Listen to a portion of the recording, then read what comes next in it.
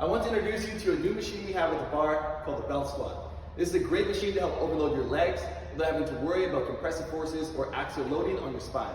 Now, anyone that's recovering from a back injury that still wants to train their legs, this is a great machine to use, as well as someone that wants to get a little more volume and train this movement without having to worry about loading the bar on their back. So, there's a few different ways to get set up. The first thing you want to do is make sure that you have the proper height for the start position.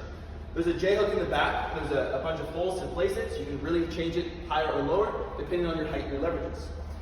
Now, to replicate more of a squat, you want the line of pull be sort of in the middle of your foot, so within this range here. So when you line up your feet, when you get set up, make sure your feet are roughly under the anchor point so it's pulling down in that fashion. Now, to get the belt on, you just sort of squat down, place the belt on the top of your glutes and not on your back. So this would be a bad place to put it, on my spine here, because here when I stand up, I'm pulling myself into anterior pelvic tilt and I'm actually causing shear forces on the spine. Where you want to be placing it is a little bit lower. You feel like the belt will almost fall off, but once you stand up, it'll stay on. So a little bit lower there, I can get my stance, I brace, stand up, and now that feels like it's pulling on my hips, I'm in a lot better position.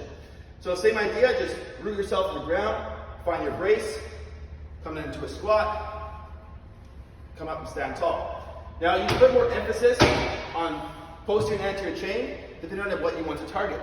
If I want to target more of my quads, I can let my knees travel forward, keep my chest upright, and it becomes more of a quad exercise. Want to target more of my glutes, hamstrings, more posterior chain, I can hinge back a little bit more, I can go into more hip hinge, my shield will be a lot more vertical, I can really load, come up, and stand tall. Now the great thing about this machine is you can also add a common resistance.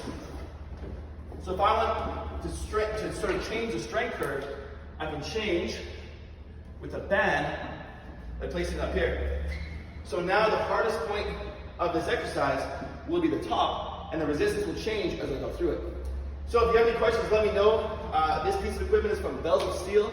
It's a great piece of equipment. We love it so far. If you have any questions, let me know.